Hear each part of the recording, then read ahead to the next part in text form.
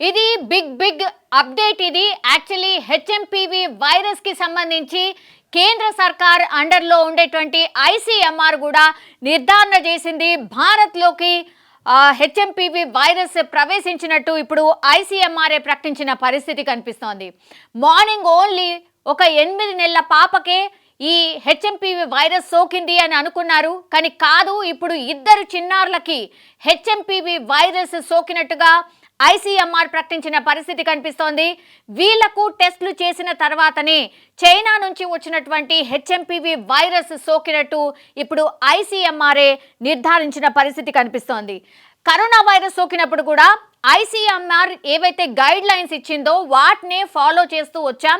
ICMR ఏదైతే చెప్పిందో వాటినే దేశ ప్రజలందరూ కూడా పాటించిన పరిస్థితి కనిపిస్తోంది. అట్లాంటి ఐసీఎంఆర్ఏ ఇప్పుడు నిర్ధారణ చేసింది. హెచ్ఎంపీవీ వైరస్ ఇప్పుడు భారత్లోకి ఎంట్రీ ఇచ్చింది. అది కూడా ఒక చిన్నారి కాదు, 2 చిన్నారులకు సోకింది. అది కూడా బెంగళూరుకి సంబంధించిన ఇద్దరు చిన్నారులకు సోకినట్టుగా ఇప్పుడు ఐసీఎంఆర్ఏ నిర్ధారణ చేసిన పరిస్థితి కనిపిస్తోంది. కానీ వీళ్లకు ఎక్కడ కూడా ఇంటర్నేషనల్ ట్రావెల్ చేసినట్టుగా ఎక్కడ కూడా నిర్ధారణ కాలేదు. అంటే అంతర్జాతీయ ప్రయాణాలు ఎక్కడ కూడా వీళ్ళు చేసినట్టుగా రికార్డ్స్ లేవు. అంతర్జాతీయ ప్రయాణాలు చేయనప్పటికీ కూడా ఈ చిన్నారులకు మరి హెచ్ఎంపీవీ వైరస్ ఎలా సోకింది అనేసే ఇప్పుడు ఆందోళన నెలకొంటోంది. అండ్ భారత్లోకి ఇప్పుడు హెచ్ఎంపీవీ వైరస్ స్ప్రెడ్ అయింది అన్నటువంటి వార్త ఇప్పుడు చాలా మందిని భయాందోళనకు కూడా గురి చేస్తున్న పరిస్థితి కనిపిస్తోంది. ఎందుకంటే చైనాలో ఇది చాలా ఫాస్ట్గా స్ప్రెడ్ అవుతోంది. భారత్ అంటే 140 కోట్ల జనాభా ఉన్నటువంటి భారత్లో ఇప్పుడు హెచ్ఎంపీవీ వైరస్ స్ప్రెడ్ ఎలా ఉండబోతోంది? మరి బెంగళూరులోకి ఆల్రెడీ ప్రవేశించింది. ఒక్కరికే అనుకున్నాం, ఇప్పుడు 2 చిన్నారులకు సోకినట్టుగా చెప్తున్నారు. మరి ఇక్కడి నుంచి ఇంకెంతమందికి అది స్ప్రెడ్ అయి ఉంటుంది ఏంటి అనేది ఇప్పుడు ఆందోళన కలిగిస్తోంది. ఇప్పుడు కేంద్ర సర్కార్ ఏమైనా ప్రజలందరినీ ఉద్దేశించి ఏమైనా చెప్పబోతోందా? ఏమైనా వార్నింగ్స్ ఇవ్వబోతోందా? ప్రిపేర్డ్నెస్గా ఎలా ఉండాలి అనేది చెప్పబోతోందా అనేది అందరూ కూడా ఎదురు చూస్తున్న పరిస్థితి అయితే కనిపిస్తోంది. ఇప్పుడు భారత్ ప్రజలు ఏదైతే భయపడ్డారో, చైనాలో విపరీతంగా వ్యాపిస్తున్నటువంటి ఈ హెచ్ఎంపీవీ వైరస్ ఇప్పుడు భారత్లోకి కూడా ప్రవేశించింది. బెంగళూరులోని 8 నెలల చిన్నారే కాదు, ఇంకో పాపకు కూడా ఇప్పుడు హెచ్ఎంపీవీ వైరస్ సోకినట్టుగా ఐసీఎంఆర్ఏ నిర్ధారించిన పరిస్థితి అయితే కనిపిస్తోంది.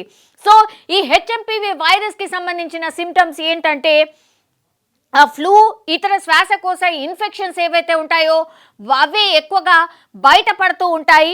అండ్ ఎవరికైతే వైరస్ తీవ్రత ఎవరికి ఎక్కువగా ఉంటుంది అని అంటే బ్రాంకైటిస్ అండ్ నిమోనియాకు ఇది దారి తీయొచ్చు అని కూడా చెప్తున్నారు. అంటే హెచ్ఎంపీవీ వైరస్ సోకినటువంటి వాళ్ళకి ఈ శ్వాస తీసుకోవడంలో ఇబ్బంది నెలకొంటుంది అని ఇప్పుడు ఐసీఎంఆర్ కూడా హెచ్చరించిన పరిస్థితి కనిపిస్తోంది. అమెరికాకు చెందిన centres for disease control and prevention ప్రకారం ఎవరికి ఈ వైరస్ ఎక్కువగా వస్తుంది అని అంటే చిన్నారులు, వృద్ధులు, బలహీనమైన రోగ నిరోధక శక్తి ఎవరికైతే ఉంటుందో, అంటే రోగ నిరోధక శక్తి ఎవరికైతే చాలా తక్కువగా ఉంటుందో వాళ్ళకే ఈ హెచ్ఎంపీవీ వైరస్ సోకుతోంది.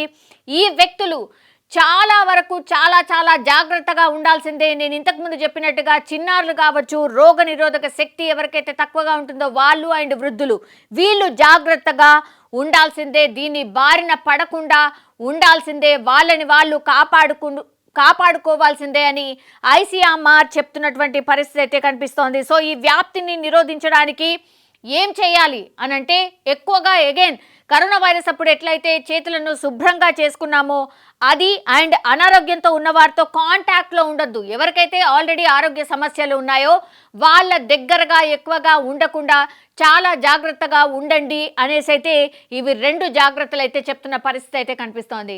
సో ఇది ఇప్పుడు అందుతున్నటువంటి బ్రేకింగ్. కాబట్టి ఎవరైతే ఈ హెచ్ఎంపీవీ వైరస్ బారిన పడ్డారో ఈ 2 చిన్నారులకు కూడా ఐసోలేట్ చేసి వాళ్లకు ట్రీట్మెంట్ అందించే ప్రయత్నం అయితే ఒకటి జరుగుతోంది. ఇప్పుడు భారత్లోకి 2 చిన్నారుల ద్వారా హెచ్ఎంపీవీ వైరస్ అయితే భారత్లోకి ఎంటర్ అయింది. కానీ వాళ్లకు ఎట్లాంటి అంతర్జాతీయ ప్రయాణాలు చేసినటువంటి రికార్డ్స్ లేవు. నెల కావచ్చు, 2 నెలల నుంచి కావచ్చు, ఎక్కడ కూడా వాళ్ళు వెటు వెళ్ళలేదు. అయినా సరే వీళ్ళకు మరి హెచ్ఎంపీవీ వైరస్ ఎలా సోకింది? ఇప్పుడు భారత్ని ఇదే ఆందోళన కలిగిస్తున్నటువంటి అంశంగా కనిపిస్తోంది. ఇప్పుడు ఐసీఎంఆర్ కూడా ధృవీకరించింది కాబట్టి హెచ్ఎంపీవీ వైరస్ భారత్లోకి ఎంట్రీ ఇచ్చింది అని మరి కేంద్ర సర్కార్ కావచ్చు, రాష్ట్ర సర్కార్ కావచ్చు ఎట్లాంటి సూచనలు ప్రజలకు ఇవ్వబోతోంది అనేది అందరూ ఎదురు చూస్తున్న సిచ్యువేషన్ అయితే కనిపిస్తోంది. మరి ఎలాంటి టెస్టులు చేశారు ఏంటి అనేది నిర్ధారణ చేసుకునే ప్రాసెస్ అయితే కొనసాగుతున్నటువంటి పరిస్థితి అయితే కనిపిస్తోంది. సో ఇప్పటి వరకు చైనా, జపాన్లకే పరిమితమైన ఈ కొత్త వైరస్ భారత్లోనూ వెలుగు చూడడంపై ఆందోళన వ్యక్తమవుతోంది. యాక్చువల్లీ చైనా ఫస్ట్ మనకు తెలుసు 15-20 రోజుల క్రితమే చైనాలో ఈ వైరస్ బయటపడింది అనేది మనకు వినిపిస్తున్నటువంటి ఒక వార్త. ఆ తర్వాత చైనా నుంచి యాక్చువల్లీ జపాన్కి వెళ్ళింది. దెన్ జపాన్ నుంచి ఇప్పుడు మన థర్డ్ దేశం అన్నమాట భారత్లోకి ఈ వైరస్ స్ప్రెడ్ అయిపోయింది. సో ఎక్కడ కూడా స్ప్రెడ్ కాకుండా ఎట్లా ఉంటుంది? బికాస్ ఎయిర్పోర్ట్కి సంబంధించి ఎయిర్లైన్స్ అన్నీ కూడా ఓపెన్ అయ్యాయి. సో అక్కడి నుంచి ఇక్కడికి, ఇక్కడి నుంచి అక్కడికి జర్నీ జరుగుతూనే ఉంది. చాలామంది ట్రావెల్ చేస్తూనే ఉంటారు. సో ఈ వైరస్ని కట్టడి చేసే వ్యవస్థని అసలు ఎక్కడ కూడా కేంద్ర సర్కార్ కావచ్చు, లేకపోతే అన్ని దేశాలు కావచ్చు ఎక్కడ కూడా డిసిషన్ తీసుకోలేదు. గతంలో కరోనా స్ప్రెడ్ అవుతుంది అన్న టైంలో ఎయిర్పోర్ట్స్ అన్ని షట్ డౌన్ అయిన పరిస్థితి, ఆ తర్వాత లాక్డౌన్, ఇట్లా ఒక ప్రాసెస్ ఉండింది. స్ప్రెడ్ కాకుండా కొంతవరకు నియంత్రించగలిగారు. బట్ ఇప్పుడు అట్లాంటిది ఏమీ లేదు, అలాంటి డిసిషన్స్ కూడా ఏం తీసుకోలేదు. అండ్ ప్రభుత్వాలు కూడా చెప్తున్నాయి అంత భయపడాల్సిన అవసరం లేదు. యాక్చువల్లీ ఇది సీజన్, ఫ్లూ సీజన్ కాబట్టి ఇట్లాంటి వైరసెస్ వస్తూ పోతుంటాయి, ఇది అంత డేంజరస్ కాదు అనేటువంటి మాట కూడా చెప్తుంది. బట్ జాగ్రత్తలు అయితే తీసుకోండి, ఇది మాత్రం ఖచ్చితంగా చెప్తున్నటువంటి పరిస్థితి. ఇప్పుడు కేంద్రం అయితే అలర్ట్ అయిన పరిస్థితి. ఒకవేళ స్ప్రెడ్ ఎక్కువగా ఉంటే మరి ఏం చెయ్యాలి? బికాజ్ ఇది నిమోనియాకి సంబంధించిన సిమ్టమ్స్, అంటే ఊపిరితిత్తులకు సంబంధించిన సిమ్టమ్స్ కలిగి ఉంది హెచ్ఎంపీవీ వైరస్. కాబట్టి ఆక్సిజన్ ఎక్కువగా అవసరం పడుతుంది పేషెంట్స్కి అనేది డాక్టర్స్ చెప్తున్నటువంటి మాట. ఒకవేళ ఆక్సిజనే అవసరం పడితే మరి ఆక్సిజన్ సిలిండర్స్కి సంబంధించిన వ్యవస్థ, ఆక్సిజన్ సిలిండర్స్ గతంలో కూడా దొరక్క, హాస్పిటల్స్లో బెడ్లు దొరక్క కరోనా టైంలో డెల్టాకి సంబంధించిన స్ప్రెడ్ జరిగినప్పుడు చాలామంది చనిపోయినటువంటి సిచ్యువేషన్ ఉంది. మరి ఇప్పుడు నిమోనియాకి సంబంధించిన సిమ్టమ్స్ ఉంటున్నాయి కాబట్టి, ఇప్పుడు 8 నెలల చిన్నారికే సోకింది కాబట్టి మరి ఎట్లా? ఆక్సిజన్ సిలిండర్స్కి సంబంధించిన వ్యవస్థ కేంద్ర సర్కార్ అరేంజ్ చేయబోతోందా? ఎందుకంటే ఫస్ట్ ఒక కేసు నుంచి స్టార్ట్ అవుతుంది, దాని తర్వాత అట్లా స్ప్రెడ్ అవుతుంది. అండ్ హెచ్ఎంపీవీ వైరస్ స్ప్రెడ్డింగ్ కూడా చాలా త్వరగా అండ్ చాలా ఎక్కువగా ఉంది కాబట్టి ఆ ప్రిపేర్డ్నెస్ గిన కేంద్ర సర్కార్లు కావచ్చు, రాష్ట్ర సర్కార్లు కూడా సిద్ధంగా ఉన్నాయా? ఇది అతి పెద్ద ప్రశ్న.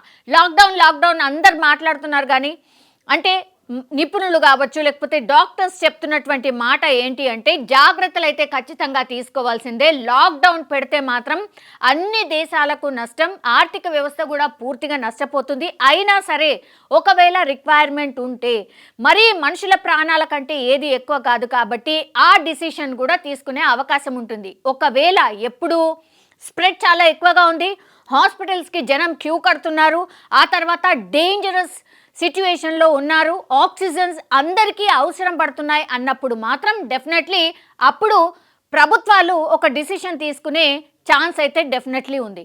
కానీ ఇప్పుడైతే ఆ లాక్డౌన్ సిచ్యువేషన్ లేదు అనేది నిపుణులు అండ్ డాక్టర్స్ అండ్ కేంద్ర సర్కార్ చెప్తున్నటువంటి మాట. దీని లక్షణాలు ఏంటి అంటే ఈ వైరస్ సోకిన వారిలో ఫ్లూ తరహాలో దగ్గు, జలుబు, జ్వరం వంటి లక్షణాలు కనిపిస్తాయి.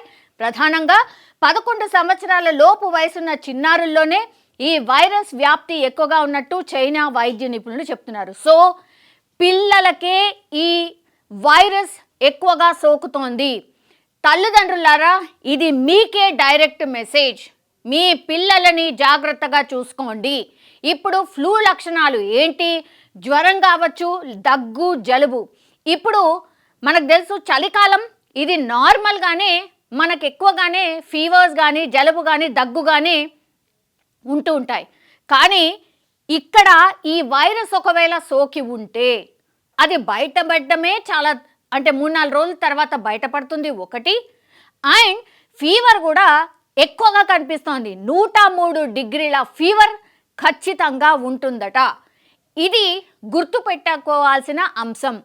పిల్లల తల్లిదండ్రులు యాక్చువల్లీ 11 ఏళ్ల లోపు పిల్లలకు ఎక్కువగా సోకుతుంది. కాబట్టి పిల్లల తల్లిదండ్రులు ఎవరైతే 11, 12 సంవత్సరాల వరకు, అంటే పుట్టిన నుంచి 11, 12 సంవత్సరాల లోపు పిల్లలకే ఈ వైరస్ ఎక్కువగా సోకుతోంది. కాబట్టి చైనాలో ఇదే జరుగుతోంది. కాబట్టి సో భారత్లో కూడా ఇదే సిమ్టమ్స్, ఇలాంటి వైరస్ పిల్లలకే ఎక్కువగా సోకే అవకాశం ఉంటుంది.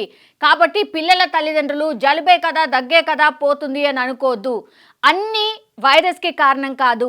అయినా సరే ఒకవేళ మీ పిల్లాడికి కానీ పిల్లకు కానీ ఒకవేళ 3-4 రోజుల నుంచి కూడా అదే జలుబు, అదే దగ్గు అండ్ జ్వరం తగ్గట్లేదు అంటే దయచేసి వెళ్ళండి, డాక్టర్ దగ్గరికి వెళ్ళండి. డాక్టర్ దగ్గరికి వెళ్ళి మరి వాళ్ళు ఏం టెస్ట్లు సజెస్ట్ చేస్తారు ఏంటి అనేది చూడండి.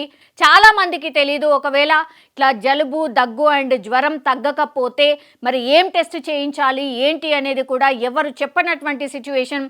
అగైన్ మరి కరోనా లాంటి టెస్ట్ చేయించుకోవాలా, అట్లాంటి ల్యాబ్స్ ఏవైనా అవైలబుల్ ఉన్నాయా, మరి చిన్నారికి సోకినప్పుడు ఎట్లాంటి టెస్ట్ చేసిండ్రు, ఇదైతే బయట అంటే బెంగళూరులోనే ఒక ప్రైవేట్ ల్యాబ్లో టెస్ట్ చేయించారట. అక్కడ ఏం టెస్ట్ చేయించారు, ఇవన్నీ కూడా కొంత ప్రజలకైతే అవగాహన కల్పించాల్సిన అవసరం డెఫినెట్లీ కనిపిస్తోంది.